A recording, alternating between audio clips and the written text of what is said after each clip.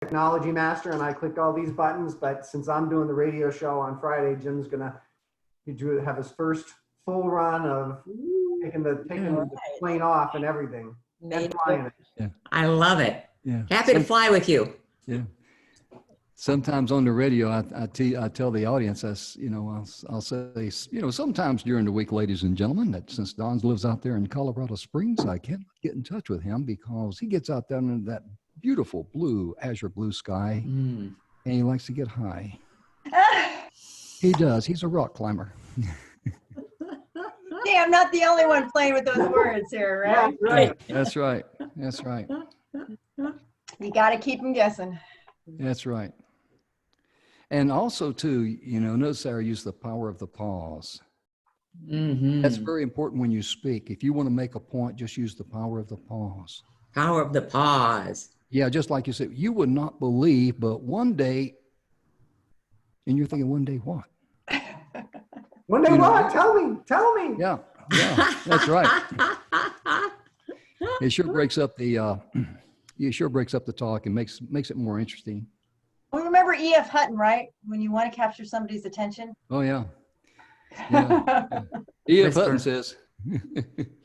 When people talk, E.F. Hutton listens. Was that also in the taglines? Yeah. All right. Yeah. Well, I'm gonna duck out and go work on Facebook. I just want to thank all of you for being here and stepping forward to be part of this project. The feedback we've had from other speakers and other people has been we're making a difference. So that's really appreciate you wanting to be part of this. Thank you so much, Don. Thank you. It's a real treat to be part of such a big project that's bigger than yourself and be able to add to the world, especially at these times. Well, thank you. It's really fun when you're offering something to help others. It becomes, there's something about the blessing that just comes back on you. It just dominoes on you. It really does. Amen. And I tell people that, whenever you bless others first, you're going to be blessed. And I said, we got all kind of proof of that. I said, you take Zig Ziglar, he ran around telling the world that you can, and old Zig would say, you can get anything out of life that you want, as long as you help other good people get what they want. That's it. That's it. Oh, that's perfect, Jeff. That's right. Wonderful. That's right. Keep priming that pump, man. Yeah. And I'll tell you exactly where you got that from. That comes out of the book of Proverbs 11:25, where it talks about the generous person by watering others will be watered themselves. Wow, I didn't know that one. That's pretty cool. Yeah, there's a prerequisite there. It's kind of like a farmer planting his field. The farmer's got to go to work. I mean, I grew up on a farm in North Carolina. My dad grew cotton and corn. And he thought teaching me how to work would be the most wonderful thing that I could ever learn. But my point being, the farmer's got to prepare the soil, plant the crops, work the crops, all that before they can reach the harvest. Right. And when someone comes in and they say, that's what they want to do at Speaker's Pathway, and they say, I want to make money, I tell them that's the wrong answer. And I've told people that I don't think we're a good fit for you because I don't want someone to come there and waste their money if we can't help them, if their mind is not right. So we're about 2 minutes away, minute and a half ago, and going live, and I'm going to cut off the cameras and mute the mic so we can kick it off and get it going. Okay, awesome. And Barbara, will wake you up if you take a nap, okay? Okay. Go get him, Barbara. Thank you.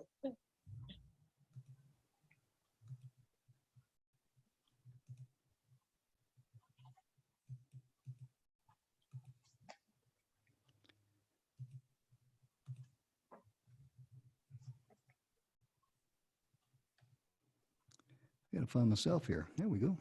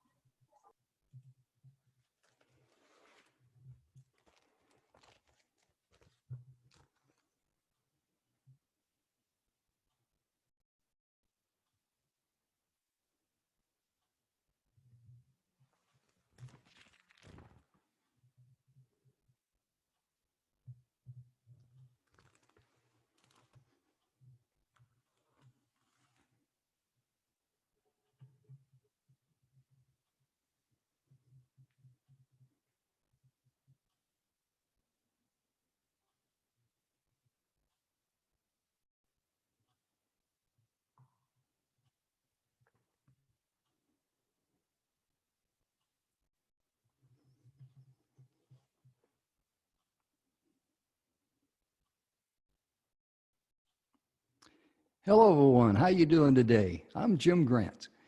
We got an exciting show for you today on the messages of inspiration, hope, and support. We are sponsored by the Speakers Pathway Coalition.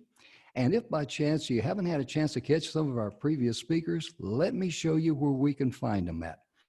Let me share my screen with you, please, because Speakers Pathway Coalition does sponsor this series here. And that's our homepage right there at speakerspathway.com.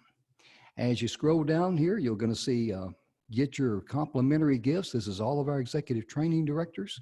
I'll click on that in just a moment. Get a TEDx free talk by Don McGrath.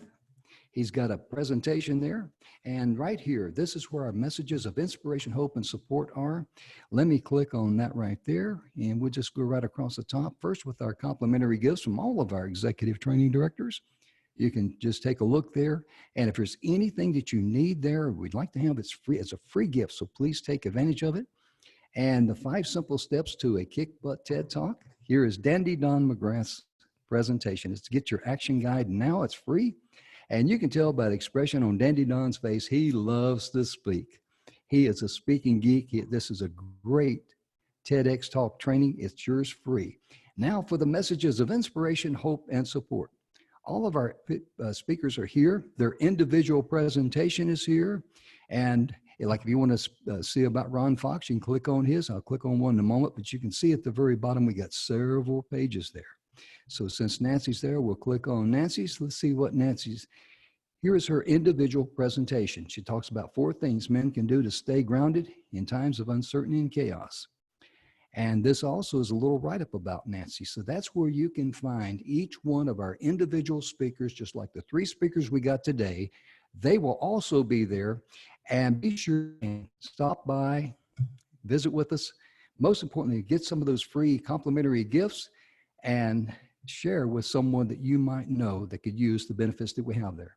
Our very first guest today is going to be a young lady by the name of Barbara Condren. Let me turn on Barbara's camera and invite her to the show and unmute her. Let's see, Barbara, did I do that correctly? There you are. Let me make you the spotlight, okay? Hey. Barbara, welcome to the show. How are you today? I am great. How are you doing, Jim? Doing good. You're going to be talking to us today about 3 lessons learned from 25,000 dreams. Yes, sir. Wow, I can't wait to hear that. Let me cut off my video and mute myself, and the stage is yours. Thank you. You know, in a lifetime of 75 years, if we do the math, then what science tells us is that we'll probably have about 136,000 dreams. These are night dreams, by the way, not daydreams, night dreams.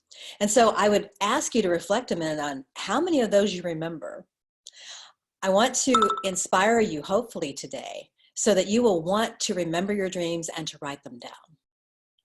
And as you do that, you'll begin to see a treasure trove of what I call your soul's autobiography of you and your life. My voyage into dreaming began when I was 6 years old. That's a long time ago. And I woke up with a nightmare. And I could take you into that nightmare, but I have a short period of time, so I'll just leave it as what it is. But it did involve my father. And we were in the basement. He hurt himself with a wrench, and there was blood everywhere. And I woke up and was looking for my mother, couldn't find her. And then came back. I went out to the street, ran back to the house. We didn't even live in a house, by the way. It's an interesting thing about dreams, isn't it? I was running back to the house, and my mom and dad were at the door. It was at night. And I was so happy to see them, and I stopped halfway because in place of my dad's head was this mole-like creature. And I woke up and I was just terrified. I ran into my parents' bedroom.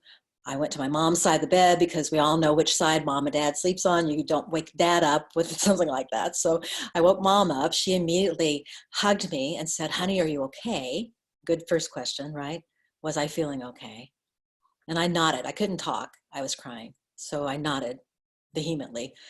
And she said, "Did you have a bad dream?" And I nodded. And she said, "It's okay." And she loved me. The best thing that possibly she could do is give me love. She comforted me. She said, "It's okay, it's over." That was good. And then she said something that just kind of it reverberated within me. She said, "It's okay, it wasn't real." And I couldn't really sustain that.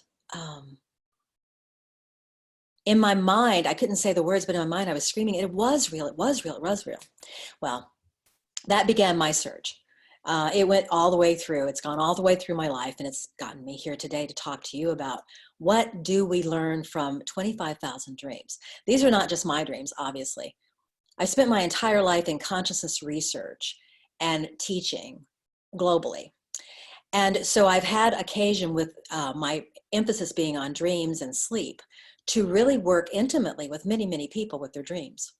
And what's amazing is I won't spend time here now, although it's fun to do this, to talk about people like Ramanujan, who was the mathematician, the Indian mathematician, who worked with his dreams to create the pi formula, or Kekulé, who saw the benzene ring in a dream, how the periodic element of charts got created, how Paul McCartney wrote the song Yesterday, Handel's Messiah came from a dream, how the independence of India came from a dream that Mahatma Gandhi had that turned into the Salt March, how the Quran was in large part written through dreams, how dreams curated through people in the Bible. It's all in the cultures in our religions all over the world. Why is dreaming so important, and why do we not pay more attention to it? Well, I think this is the new frontier. I think that more and more we're going to pay attention to it. National Geographic here, we're right now, I'll date this a little bit, April 2020, it's the virus time, the first pandemic, we're daydreaming something together pretty significant here. That's a whole nother topic that goes into Joseph Campbell, but that's an amazing topic right there of how myths are public dreams. So as we're awake and we're dreaming, we're actually creating who we are and what our future is. So there's a real need to first key into those night dreams. And that's what I want to talk to you about today, because we're losing that. What I've learned from working with over 25,000 dreams and many of the people who had them is the reality that our dreams have three separate and important things to give us. One is a reset. This is a master clock that we have that keeps our entire system working on a 24-hour basis. Sleep is our doorway in to resetting that system. When we don't get appropriate sleep, then the system begins to break down. And we have things like health problems, all kinds, depression. We have post-traumatic shock syndrome. We have diabetes. We can have heart difficulties. Viruses take over, our immunity goes down. So the health issue here, mentally, emotionally, and physically with dreams, is very acute. In the Greek world, back almost 2,000 to 3,000 years ago, actually, Asclepius was known as the god of healing. And they built a temple to him. And people would travel from miles and miles and miles to come so that they could be healed through their dream work. Through their dream work. This is something that we can do each night. So the first thing is to be able to get appropriate sleep, to be able to relax. Because every dream is going to be about the dreamer. Everyone in the dream, everybody that's interacting in the dream, the action in the dream, the who, what, when, where, why, how in your dream is going to tell you about your emotional well-being. There's a neuroscience center that's been studying dreams in Lyon, France for years. And in this virus time, shall I call it, they've been noticing a 35% increase in they've been noticing a 35, my computer is doing strange things, a 35% increase in the recalled dreaming right now. People are more vividly dreaming, and it's really linked to the fact that we're staying at home, that we're not so busy in our lives, we're not so distracted by the everyday things, we're a little bit more quiet. We've come back home. We've come back inside. I think of The Wizard of Oz as a public myth and how important that story is in just about everybody who's ever seen it. The lesson of there's no place like home really does come home. And that's what your dreams are like at night. It's like coming at home. So the first thing is every dream's about the dreamer. So you want to write them down and then study them. Second point, every dream tells a story. So just like with The Wizard of Oz, it's a wonderful story. And it's about a young girl who gets swept up in a tornado, and has a dream. All the rest of that Munchkin Land and Oz and all that is a dream. And then she wakes up. And what she learned from the dream was that there's no place like home. Dreams connect us to the third point in our dreaming, and that's that they reconnect us with the source of our very being, the source of our life, that which breathes us, that which is within everything in life. That's our core. So I see it as soul messages. I see it as a way that our soul whispers to us about how we're living our lives, how we're conducting our days. And so it'll come through in a language. And what I've learned through the years is what that language is. It's pictures. When I was younger, this was not the case in most cases. If you're my age or around my age, you'll know what I'm talking about. For instance, when you were at an airport and you needed to find a restroom, you would need to look for a word that would tell you which restroom to go into. Now, what do you look for? You look for a picture, an image. And images in just 10, 15 short years, largely also because of internet, have kind of taken over our lives because it's a universal kind of communication. This is the same communication that our dreams use. Everyone's dream is unique. You may have a brother or sister, you may have a spouse that you're living with right now very closely and intimately, but when you wake up in the morning, you'll have different dreams. You may have the same people in the dream, but they may be doing just different things. So dreams are very personal to each one of us. They are personal messages from our inner self to our outer self about how we're living, about our emotional maturity. And working with them helps you to curate your emotional maturity. Then there are the dreams that are bigger dreams. And in many of the indigenous cultures, they would study dreams. They would come together in the morning and they would share dreams. It was seen as an important part of our health and well-being. So particularly in these times when we're staying closer to home, as I think many people will from now on, perhaps that is something that we could practice doing in our own family. Because as we curate and we invest in that kind of health, mentally, emotionally, and physically, as we begin to reach out and learn that language of pictures and what those pictures mean, then we can begin to aid one another in ways that are soul producing. They're soul encouraging. And they will encourage us in the way that we interact with each other so that we do have love and compassion. At masterliving.org, which is my curated space right now that I'm working with, there's a sub-theme that's called We Fall in Love to Rise with Compassion.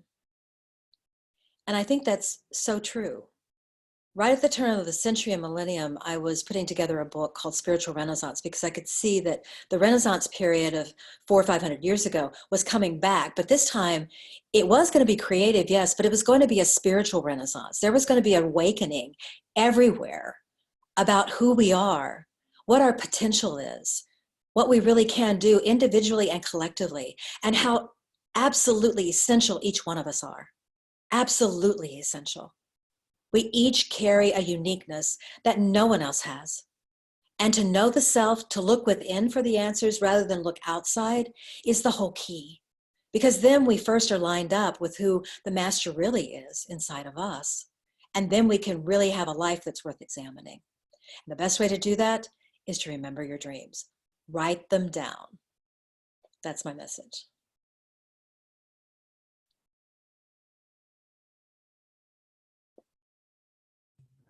Wow, I was really caught up in what you were talking about there because it's very interesting. I didn't want to go over time. I can do that. I can get very... Oh, that's okay. That's okay. I was really enjoying it because I was making notes here about being healed through your dreams. And there's a lot about the mind that we do not know, but when you shut off the noise of life, yes, all of the conscious jumbo mumbo stuff that's going on up there, I mean, that distracts you, that robs you of your energy and all those things. Once that settles, I mean, then the mind has no limit on what it can do. You know, and what you're speaking to, Jim, is the difference between the brain and the mind. And we're just on the edge of realizing that, because once we realize that the mind is tied to the soul, so it's eternal. Yes. It's infinite. It keeps going. That's it was going before we got here. It's going to be going after. And so the brain and the body are very local. They're they're finite, and they have a place. I see it very much like a computer. So being able to help people with sleep deprivation, which are many people now, part of it is unplugging the day talk, the self-talk, the negative self-talk. Sometimes it's talked about, unplugging that so that that all quiets down. It's kind of like turning off your devices at night, you know, and then you can really have that clear message come through. That's so important to receive. Yeah, that's that reset you were talking about, because when you were talking, I was thinking, wow, there's been many times in my life I've been looking for an answer in something or trying to figure something out and wake up in the morning and bing, it's there. You know? Right. And also there's a healing process that goes on that's natural. You know, your body in the stages of sleep, the next one after the unplugging is actually healing. So the best thing that any of us can do right now, anytime, not just now, but anytime for restoration and for healing, is to get out of the way, let the spirit that can heal us enter in, do its cleansing work, you know, put our memories in order, our short-term, long-term, that kind of thing, and curate the emotion that we weren't quite getting during our day. The dreams are just so helpful, and they are problem solving, absolutely, and creative. Absolutely. You're so right there, because you were thinking about that. It's been one of the things that I've done in my life. I've turned off all of the noise of life, all of the negative stuff and because I don't need that. I really don't, because if you focus on how you can use your talents and skills and abilities to be a blessing to others, guess what? That puts the icing on the cake of life. I mean, duh. If an old dumb country boy like me can figure that out. But I've really enjoyed, and we got to move on. But before you go, would you be so kind as to share your website and your email address so people can get in touch with you? Absolutely. I'd love to, Jim. Thank you for the opportunity. My site, which is just now growing, I'm in a reinvention phase at this point in my life. I've let go of 45 years of doing other things, and now I'm entering into a new world. So people can grow with me. It's masterliving.org, and they can reach me through email, barbara.condren@masterliving.org. And I'd love to hear from people. And your last name is Condron. Correct. That's right. Good deal. Good deal. Well, I'll invite you to stay around to the rest of the show. Here's Cheryl and Teresa, because they're going to be fantastic speakers. Yes, but thank you.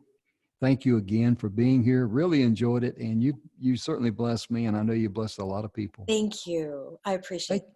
Thank you. Let me do a little techie work here. Normally when I'm on the radio, Ben, our producer, he does all this stuff, and it makes me really appreciate what he does behind the scenes, because all I got to do is just focus on what I want to say. And Barbara, I think or Cheryl, there we go. Yeah, I got your camera cut on. Let me give you the spotlight there. And ladies and gentlemen, let's welcome to the show Cheryl Lentz. She's going to be talking to us about that big F word, and I'm very familiar with this. The F word that she's going to be talking about is going to change our life. She's talking about learn to fail. I got a degree in that, but learn to fail faster so you can succeed sooner. I really like it, and I'm really looking forward to hearing your message.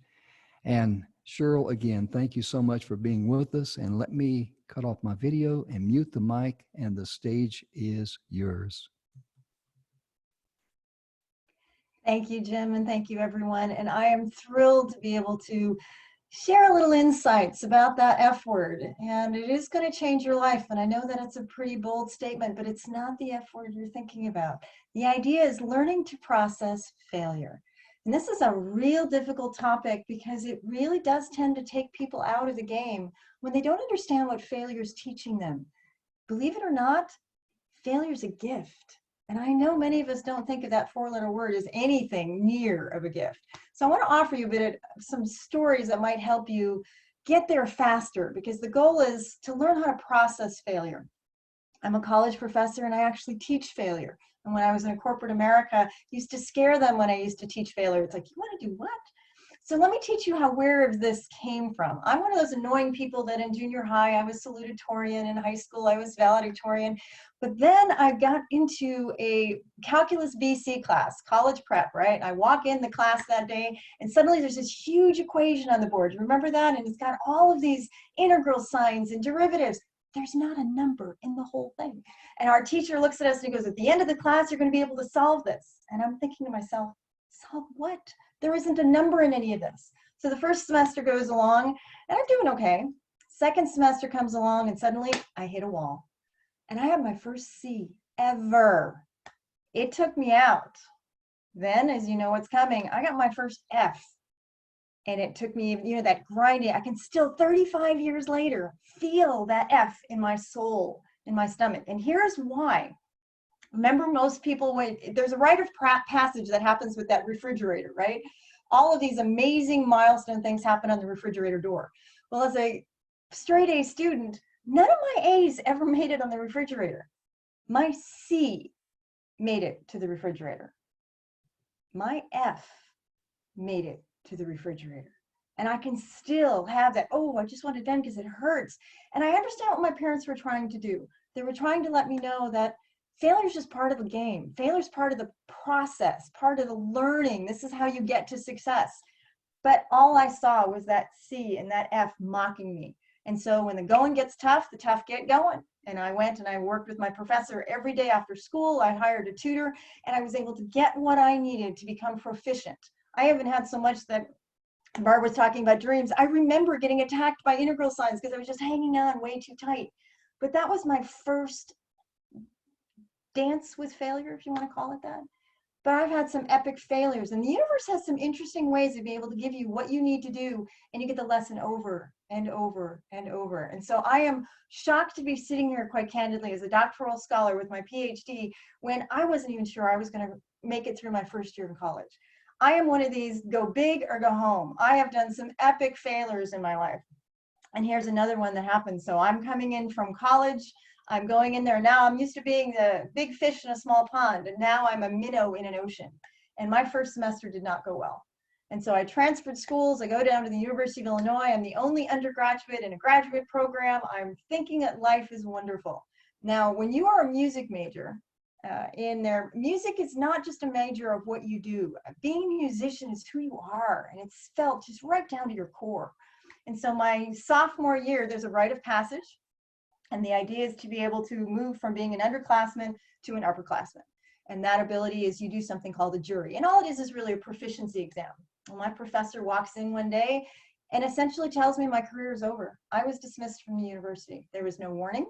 There was no preparation. There was just a find another line of work, and he walks out the door. And I'm looking at this. I've been playing since I've been 5 years old. There was no plan B. There was none of this expectation.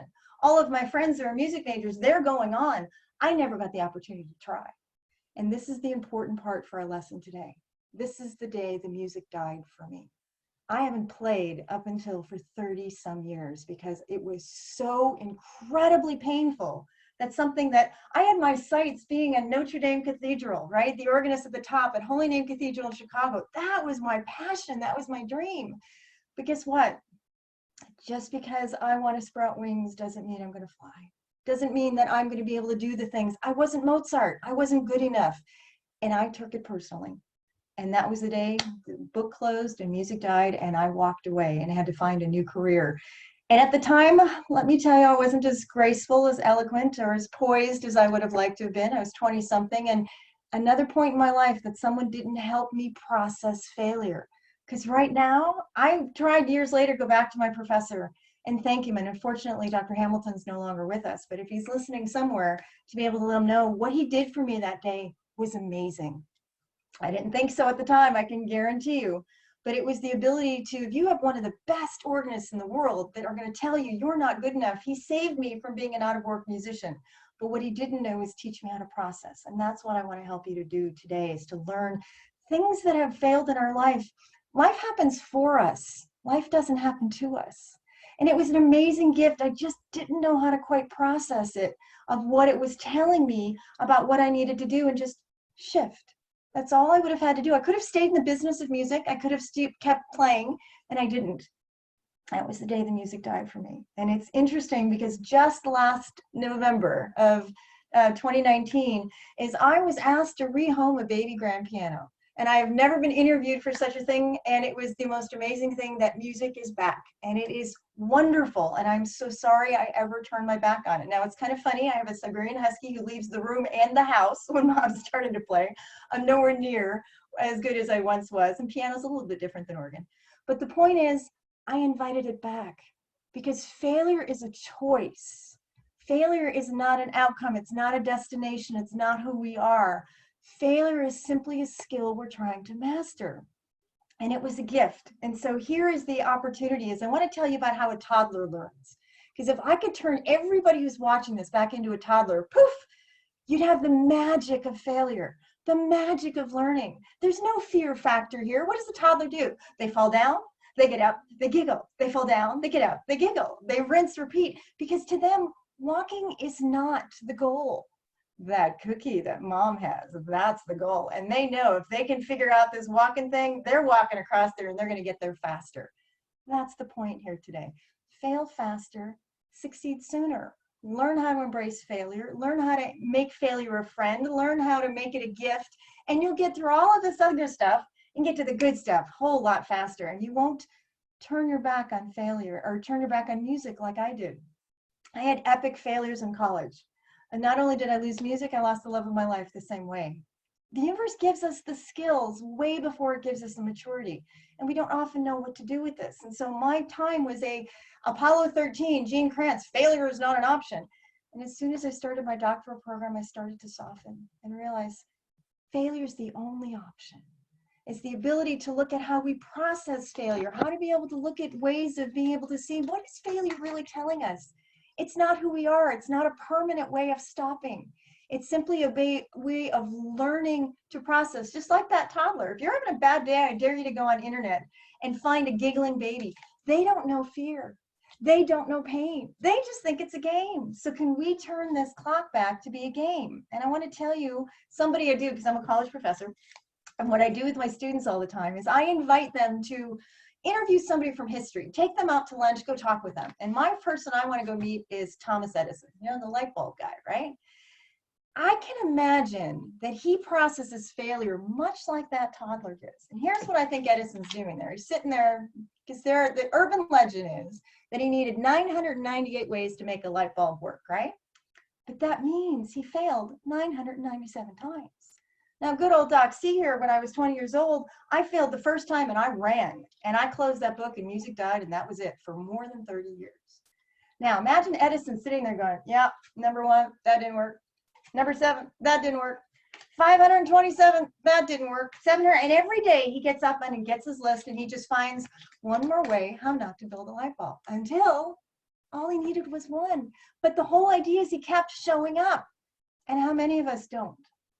And that really is another lesson here is in order to process failure, we got to get up one more time than we fell down. Just one more time. Just one more time. That toddler gets up, rinse, repeat, giggle, make it a game. And to go back and understand what is failure really telling us. It's helping us shift. It's helping us understand what not to do. What better gift is there than to be able to go forward and say, now the answer. So I think Edison would be an interesting man to say, because I can't imagine him getting wrapped around the axle or running away from something because it was so painful. It was just we'll learn at it today and then tomorrow and then the next day. And you keep looking up, because here's what's important right now. We have to learn to reinvent ourselves. And we have to learn what we're good at and what we're not good at. And here's that lesson from my professor, again, Dr. Hamilton, that was wonderful what you did for me. I just wasn't mature enough to understand, is he let me shift into a new lane. He shifted into a place that was more appropriate for my talents. And I've had an amazing career. Former military wife of 23 years. I've had many jobs in radio and TV, and I was a concierge in the hotel business. I've been with the Shrine Circus. I ran an opera center. I've done all kinds of amazing things. Who says you only get to do one? I got to do many. And that's the gift of failure. If I would have learned to do this, my life might have been a little bit different. But I had to learn the hard way. And we are that pebble in the stone, that water that washes over us, that smooths our surfaces if we keep showing up. And that's what I want to help you to do, is to process failure. Sit with it. Figure out what it's trying to tell you. Make friends with it. Embrace it. And then learn to use it. Because this is the way that's going to really help forward, is you can't let failure stop you. And I'll say it again, it's not you. Failure is just a process. That's it. You've got this. It's not something that's going to be something that should take you out of the game, but it's something you're going to use over and over again. And I find it incredibly funny and ironic, and how big I have failed in my career in many levels, even in my doctoral level, I'll tell you that story in a moment, that there's been this theme And the universe keeps giving you problems until you get it right. And here was my lesson in my PhD program. I am one of the few scholars you will meet who proved nothing, nada, zip, zero, the big goose egg. And I thought, again, a theme here, I thought I failed. And my poor mentor, bless his heart, was sitting there going, Cheryl, have I taught you nothing? You found how not to build a light bulb. And there were 6 of us who went to school that year. And I was the first one done because my chapter 5 was really quick because I found nothing. But here's the trick. Finding nothing was something, because we abandoned a line of research, much the way a lot of the research is going today. Is we're going to find out what drugs don't work, what paths not to follow, and it's valuable. And I looked at that going, wow, how appropriate, right?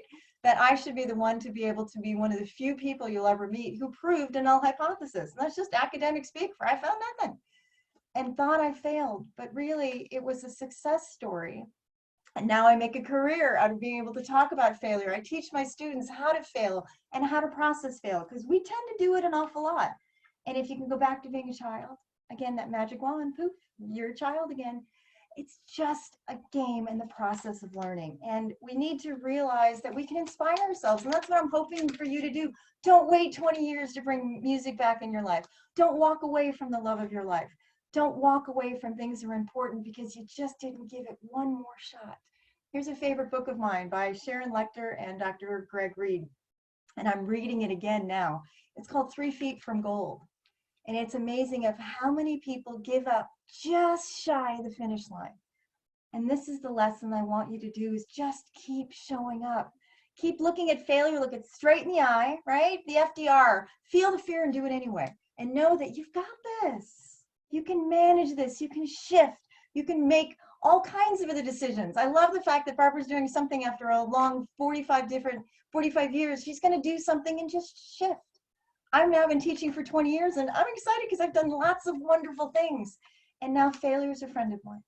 And I understand the gifts that it gives me. And I'm sure hoping that that universe doesn't give me any more failure lessons. But it's one of those things you need to know how to fail. And I know that's counterintuitive. We don't teach failure. And I know I scare the heck out of all my bosses, whether corporate or academia, when I actually positively teach the F word. And they look at it going, wow, it's a pretty bold statement. But I guarantee you, if you look at what failure is teaching you, and you look at, it doesn't matter what we call it. A rose is a rose is a rose. Talk to our friend Shakespeare, right? It doesn't matter what we call it. We matter. It's a process to keep going and to keep that passion, keep that joy. And I've got music back and it's fantastic. But it was a very lonely struggle knowing that I always had the control. I always had the power. I always had the ability to bring it back. And just like the Wizard of Oz, there's no place like home. So come back to your home in your heart and realize that failure is an amazing opportunity for you. You got to just shift the conversation. And so I want to offer you a different way to look at your journey. And the way to look at your journey is, most people think there's an either or. Is the glass half empty or is the glass half full? Are you sure we only get 2 options? I'm a college professor. That's my job, is to challenge you. What if I told you you could just fill the glass? That's it. Nothing cosmic, no solving world hunger. I'm not asking for a kidney. I'm just telling you, fill the glass. You can make a different choice. You can make a different option, and then you get to change your story just by shifting. And failure doesn't stop you until the fat lady sings, so to speak. So just keep getting up, keep looking at it and laugh at failure when it stares you in the eye to know that you've got this. And so I hope that you'll look at the ideas. Don't worry about fear. Don't worry about overwhelm. Don't worry about whatever the new opportunities are. And that's the hard part. People realize there's opportunities around us all the time, even if you've never done something. I have far more respect for people who are willing to try and fail and do it again and again and again until you get it right. These are all the stories of the greats from history. They didn't get it right the first time. A child doesn't come out of the womb walking. Let me tell you, I've had more epic failures than more people I know. And guess what? I'm still standing. I'm still here. And I finally get it. I know, old Doc C, a little slow, but it's a matter that finally I understand the lessons and the ability to inspire you, to support you. And don't take as long as what I did. Easier ways around the mulberry bush. I'm going to teach you one more thing before we go today. And it's a three-letter word called yet. Always reframe how you look at the situation. because how you see the situation is how you're going to solve the situation. So what if we just gave you this little word called yet? Y-E-T. 3 letters, won't take you out. Is I just haven't succeeded yet. That gives a promise to the universe and telling him, I've got this. I'm going there. I may take a detour. I may take a little circuitous path somewhere, but I'm always going to end up, and I can see it because I know in my heart of hearts that I was always going to be successful. It was never a question. It was always a, what was it going to look like? So my professor did me a wonderful favor and let me shift. And suddenly now I've had an amazing career I would not have had for him or despite him. I just wished I would have had a mentor. So here's another tip in there. If you're having trouble with that F word, find someone to help you process it, because it really is a no big deal once you get beyond that pain. Remember, I still remember that F on the refrigerator. Still do after all these years. But now I look at it as, hello, old friend. What reminder can I have? Those dreams that I have that'll be able to remind me that it's okay to fail as long as I keep getting back up. Remember, for those of you Nat King Cole, dust yourself off, pick yourself up, and start all over again. It's okay. And I'm here to tell you, you're going to be fine, no matter how you get it. But isn't it exciting that you don't get just one? You get lots of ones. You get lots of opportunities. And if something doesn't work, don't think of it as a bad thing. Think of it as there's Edison showing up in my life, showing me there's one more way how not to build a light bulb, and it's still usable. So don't run away when things don't work. That's fantastic. Here's a funny story, and I'll tell you the last one is in our last final minutes. My students love this one. Do you know that Viagra was a situation that didn't work? It was actually supposed to be a heart drug, and because of the, can we say this, unique side effect, it became something much more to be able to serve in a different way. So that's all I'm asking you to do. Look at the power of that F word. Fail faster, succeed sooner, and just shift. And you're going to absolutely offer amazing opportunities for you and the world around you to be of contribution and to serve. And I'm so thrilled that I'm able to help you process what I couldn't do 20 years ago. But I got it now, and you'll get it too. So anything I can do to help. I'm Dr. Cheryl Linson. Thanks so much for letting me be on this opportunity with you. It is wonderful to share such a story. You'll get it right way before I will. Hello, Mr. Jim. Hello, I really enjoyed listening to you. I mean, you were smacking it right out of the park. And the reason I use that expression, and I tell people this from time to time, that you may not be a baseball fan or follow baseball or anything like that, but you can appreciate a batting average of 325. And what that means, if you have a batting average and you're playing in the major leagues in baseball, you can got a batting average of 325. You can smack 40 homers out of the ballpark, steal 40 bases. You've got a fantastic career. You're going to be in the Hall of Fame. People are going to love you. Every time you come up to the plate, the fans got their fingers and toes crossed because they know you are one bad dude there at the plate. But that means that 675 times out of 1,000, you're not going to get to first base. You're either going to ground out, be called out on strikes, fly out, or be thrown out or something. I mean, but that 325, think about that. That's less than a third of the time they're going to be successful, but yet they want to get up there at that plate. And we should have that same attitude. Absolutely. Babe Ruth was all about just showing up and always coming through and knowing you might fail more than you succeed, but when you succeed, it's magical. And so we just got to understand the process and understand the game. So I think it's a perfect metaphor. Yeah, it's the price to pay. It really is. And you got to do your homework. No shortcuts here. I like what Napoleon Hill says. I'm going to paraphrase this. He talks about failure is never permanent until you believe it is. Exactly. As the men think it. It's either if you think you're going to fail, you will. If you think you're going to succeed, you will. Either way, you're right. Yeah, exactly. I think Henry Ford was also credited with saying that. And the thing that I tell people all the time, because sometimes I'm asked when I'm going to retire, because I'm 71. I served, a total of 31 years in the military, 28 in the reserves, 3 active duty. I had a manufacturing business. And I tell people the day I'm going to retire will be the day before I die, because I enjoy what I'm doing. And I'm not a good loser. I don't like to lose at bingo because I never win there. And I don't care to hang out with people that can drag me down, because I got a lot of senior citizens. They're good people, don't get me wrong, but their entire world revolves around, well, I went to the doctor And he gave me these pills. And oh my goodness, and the story, and they just go story after story after story. You know, my favorite Napoleon Hill quote, What's that? failure has no alibi. Is that not beautiful? Oh, that's That classic. is just I love absolutely that. epic. I love that. Good old Napoleon Hill. He gets it right. Man, ahead of our times. Yeah, absolutely. And the beauty and people listening to this messages of inspiration, hope, and support, and also listening to all the other great speakers, you're going to change your world. I sure hope so. And maybe they'll get there a lot faster than I did. Could have music died for more than 3 decades. That's a little much. I think they can do a little bit better than I did. Oh, you bet. And when it comes to music, I tease people, I tell them as many times in my life I've been requested to sing tenor. And at first I thought that was really nice until I found out they meant 10 or 12 miles away. Nicely done. But I still sing. I'm pretty sure that's part of the reason that I wasn't good enough either and I was shown the door. So I'm right there with you, my friend. I hear you. But we've had a lot of fun. I've got to move on to the next guest. And thank you so much, Cheryl, for being a wonderful part of the show. I appreciate your message. You're going to bless a lot of people. And thank you again. By the way, well, thank you for the opportunity. And if any of your folks need to get in touch with me, drcherylentz.com or drcherylentz@gmail.com. I'm happy to share with them and help them process failure. Good deal. I was going to ask you, make sure you give your email address and your website, and please get in touch with her, ladies and gentlemen. She's a ball of fire. Thank you, Cheryl. We'll talk with you a little later. Take care. Be safe. Thank you. Let me cut Cheryl's camera off there. I got to do all this techie stuff that most of the people, the tech guys, do behind the scenes, and I got to bring Teresa on to the show. Teresa, let me cut your camera on and unmute you and welcome you to the show. There she is. Let me give you the spotlight. There you go, because you look a lot better than I do. All you ladies do. Oh.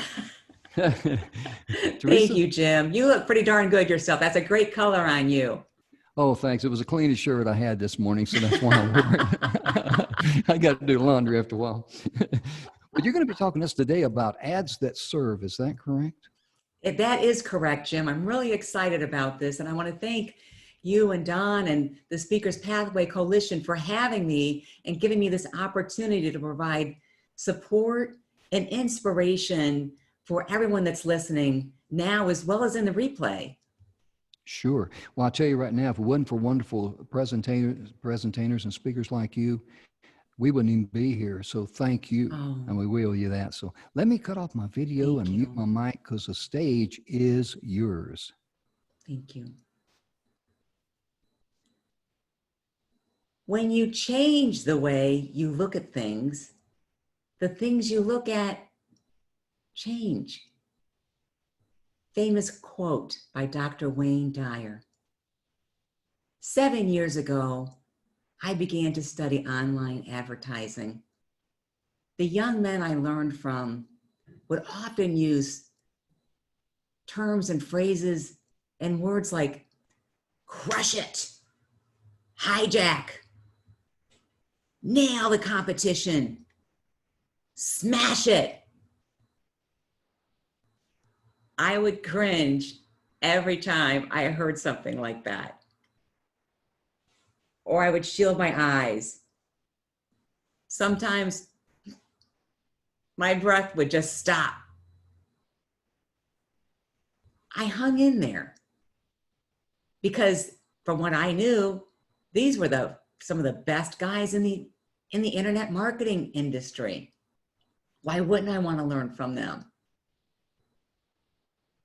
As a result, ads that I created had some strong, gritty, coarse language. And my sales were not so great. One day, a newly signed on client told me, I decided to go with you because you're so easy to talk to. You're older. Chances are because of that, you're more mature and responsible than some of these younger people. Light bulb. I realized my ads needed to sound like the conversation I would normally have with someone anywhere. in a coffee shop, at a party, at a networking event, I realized when I am talking to people, I listen for their story. What are their interests? What do they like? And then from there, I can tell them or gauge my response. And at the end of the conversation, usually you have a new friend, or if you don't want to be friends. The ads I began to create after that light bulb moment were ads I knew needed to be a conversation. They needed to be ads that serve others. How does an ad serve others? The viewer looking at an ad, great question, by the way. Viewers that look at an ad, if they feel great, that ad did them some good. If that ad triggers a thought in the back of their mind, I want to do that. I want to become that. That's what I dream about being. That ad is serving them. If that ad triggers a nostalgic moment, yeah, I remember when. That ad is serving the viewer. It's giving them a moment of pleasure. Ads that provide a gift. Ads that let them know, here's something of interest to you. Take it if you want it, or leave it. An ad that serves a viewer is one that invokes great feelings inside of them, positive feelings, causes a light bulb to go off and say, they're talking to me. I can relate to this person. I want to know more. Ads that tell stories people can relate to all day long. Stories about how that product or service came into being. Products about why the business owner actually got involved with that line of work. If there's a story about tradition, people love stories about tradition. My mom did it, my grandma did it. I'm doing this now because my dad did it. It gives a viewer a moment of pleasure. It serves that viewer. It becomes the conversation that may have occurred at a party, at a networking meeting. It may become been a conversation that you had by chance in an elevator.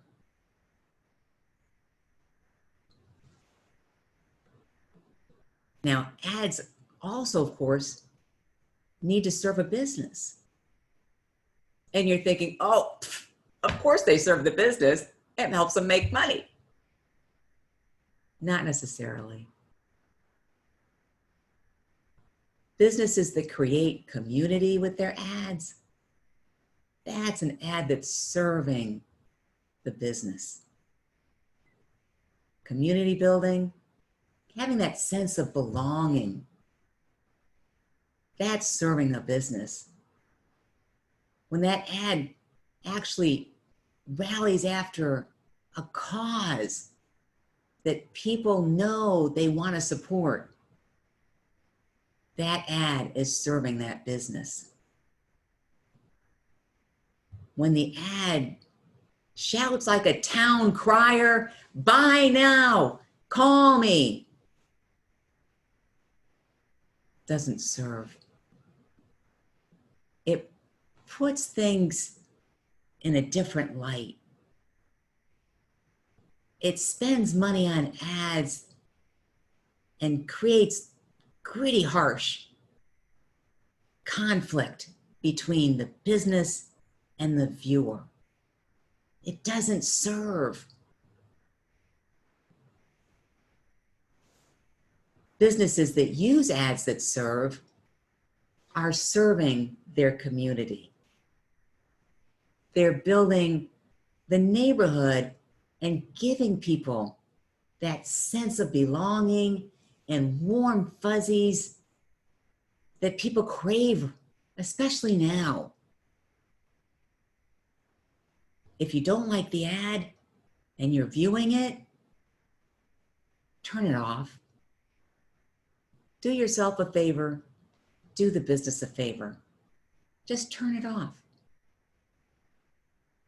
Because your online experience when looking at ads should be a warm, positive one that invokes great feelings of joy, makes you feel good, feel special, feel included. Ads that serve invoke strong, positive emotions. There's a lot of great phrases out there that create that sense of belonging.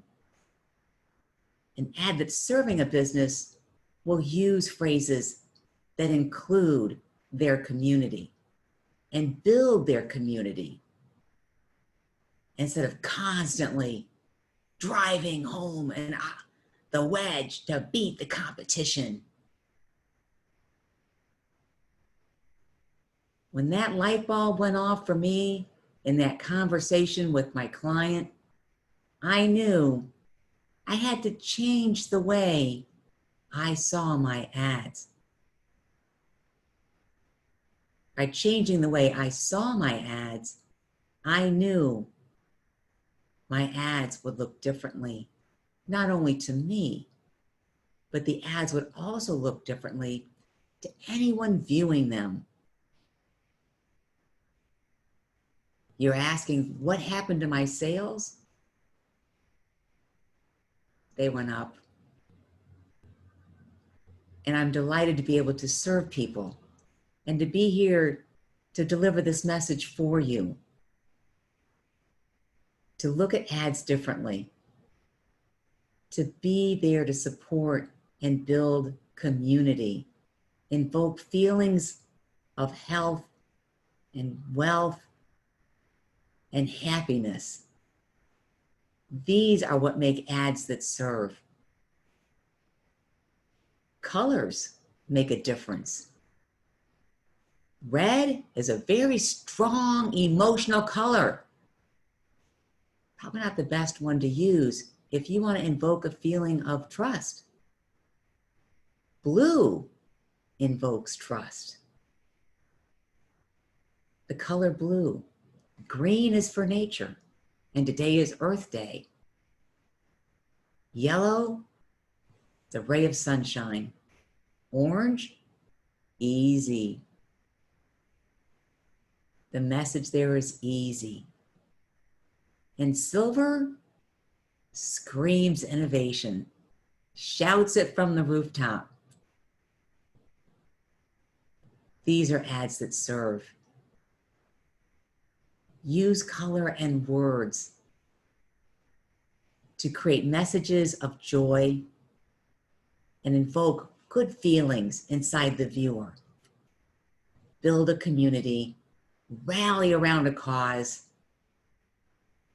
and make ads that serve. It's been my pleasure to speak with all of you today. Jim, what do you think about ads now? Oh my goodness. The one thing that kept resonating in my mind as I was listening to you speak is just think whenever you or someone you know have referred either yourself or you've referred someone to a business, it's because they've earned the sweat equity, as I like to call it, the sweat equity.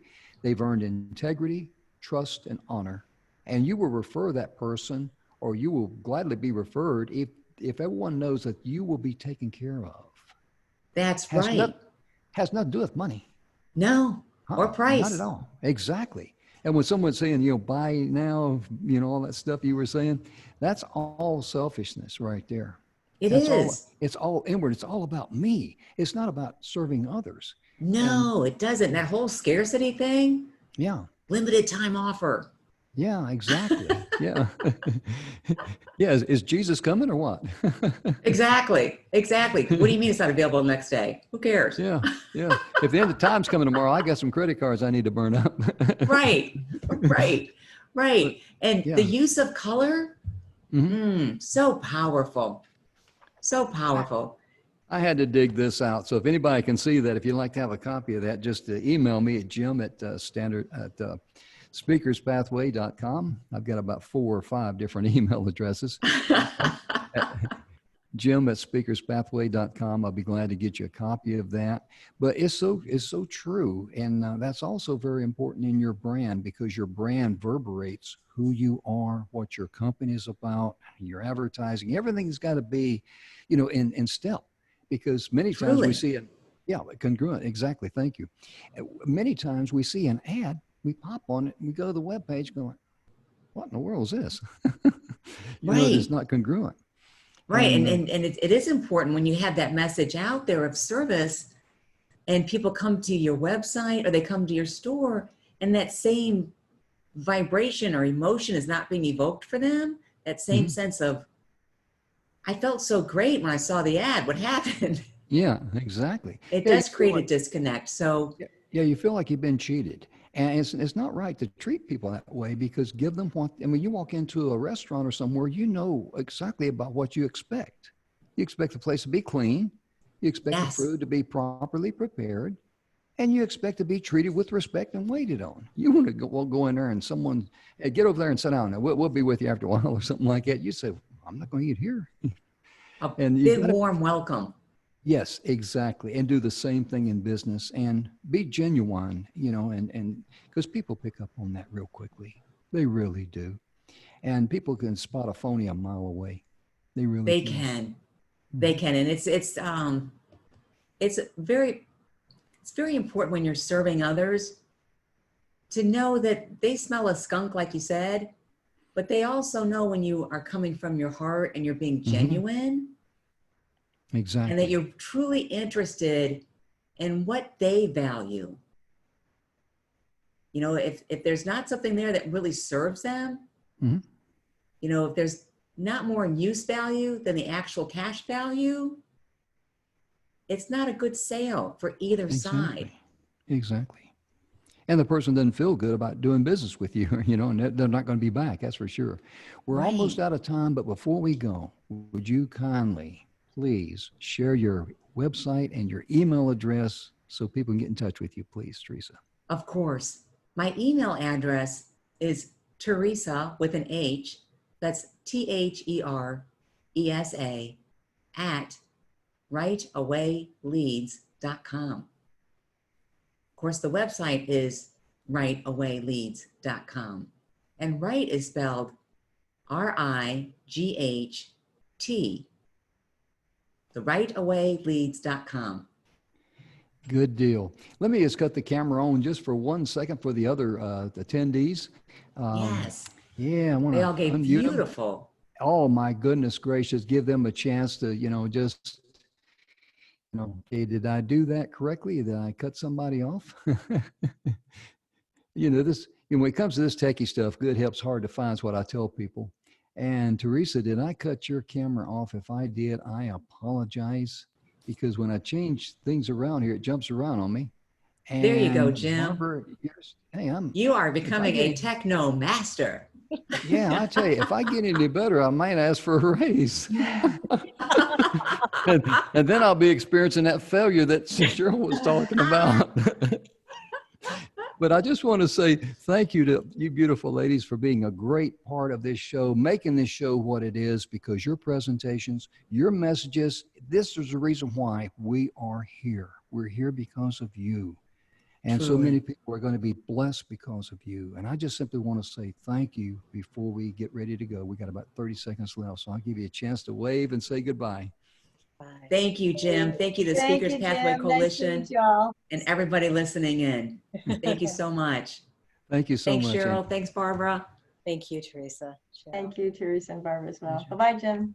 Bye-bye. Be sure and go by speakerspathway.com, click on messages of inspiration, hope, and support, and get all of these great speakers' presentations and share it with others. Do not cheat yourself. I'm Jim Grant. We'll see you tomorrow. Bye, Jim. Blessings. Bye-bye. Bye-bye.